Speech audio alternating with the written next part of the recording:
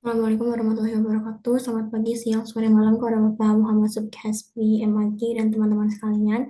Di sini perkenalkan saya Imana Majidah Mumtaz dari Teknik Lingkungan Angkatan 2023. Izin untuk mempresentasikan salah satu topik dari mata kuliah agama Islam yaitu tentang agama dan tentang radikalisme. Dimana apa sih radikalisme itu? Radikalisme ini merupakan suatu gerakan yang mempengaruhi kepercayaan orang lain sehingga dapat merubah ideologi dan sosial pihak-pihak tertentu. Kemudian radikalisme itu bukan suatu ajaran dalam agama Islam sendiri. Jadi suatu penyimpangan yang dimana itu bisa terjadi karena adanya penafsiran sempit terhadap ayat Al-Quran yang umumnya ditujukan untuk situasi tertentu seperti peperangan. Di mana radikalisme ini disebabkan oleh beberapa hal seperti ideologis, politik, ekonomi, dan juga sosial.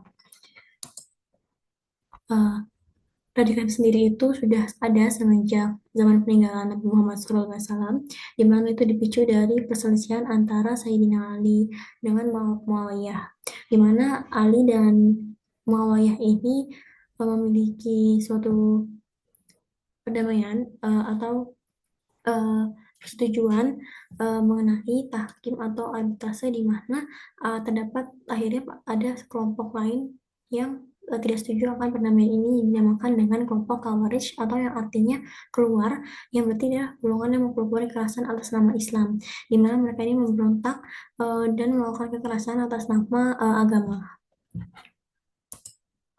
Permasalahannya yaitu adalah ancaman keharmonisan di mana radikalisme ini dapat mengikis persaudaraan atau ukhuwah, yang mana dalam surat Al-Hujurat ayat 10 dinyatakan bahwa Allah ini tidak suka mengenai cerai berai atau lebih senang hambanya itu memiliki persaudaraan yang erat gitu.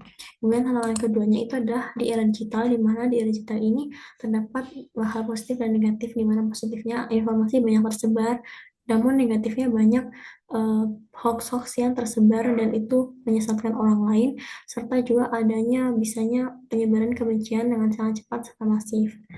Kemudian bagaimana solusinya? Solusinya yaitu dengan wasatiyah Islam atau moderasi beragama yang dalam Quran surat Al-Baqarah ayat 143 yang berbunyi Bismillahirrahmanirrahim wa kadzalika ja'alnakum ummatan wasatan litakunu syuhada'a 'alan nas, yang artinya dan demikian pula kami telah menjadikan kamu umat Islam umat pertengahan adil dan pilihan agar kamu menjadi saksi atas perbuatan manusia, di mana wasatiyah ini artinya adalah berada di tengah-tengah atau adil.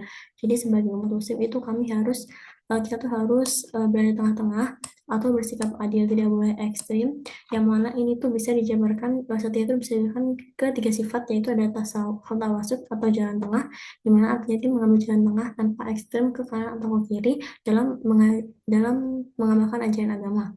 Kemudian yang kedua itu ada tasamu atau toleransi, di mana sikap toleransi ini menghargai perbedaan keyakinan dan juga pendapat seperti mazhab. Kemudian ada yang tawazum atau keseimbangan, di mana ada keseimbangan dalam pengabdian kepada Tuhan dan berbuat baik kepada sesama manusia. Gimana upaya pencegahannya? Ada tiga, yaitu bisa dari tokoh agama, pemerintah dan masyarakat, serta generasi muda, di mana tokoh agama itu sangat dilirik untuk saat ini. Jadi, tokoh agama itu seharusnya mencerminkan nilai-nilai agama yang baik dan benar dan tidak menyebarkan ajaran baru yang dapat menyimpang.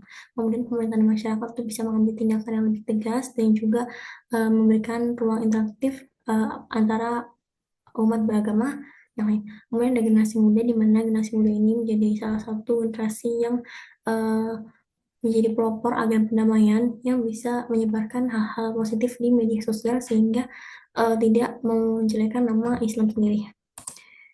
Untuk penutupnya ada surat Al-Qasas ayat 77 yang berbunyi wala tabghil fasada fil ardi innallaha la yuhibbul mufsidin, yang artinya dan janganlah engkau berbuat kerusakan di bumi, sungguh Allah tidak menyukai orang-orang yang berbuat kerusakan. Sekian dari saya, terima kasih. Wassalamualaikum warahmatullahi wabarakatuh. Sebelumnya ini adalah pustaka yang saya gunakan. Terima kasih.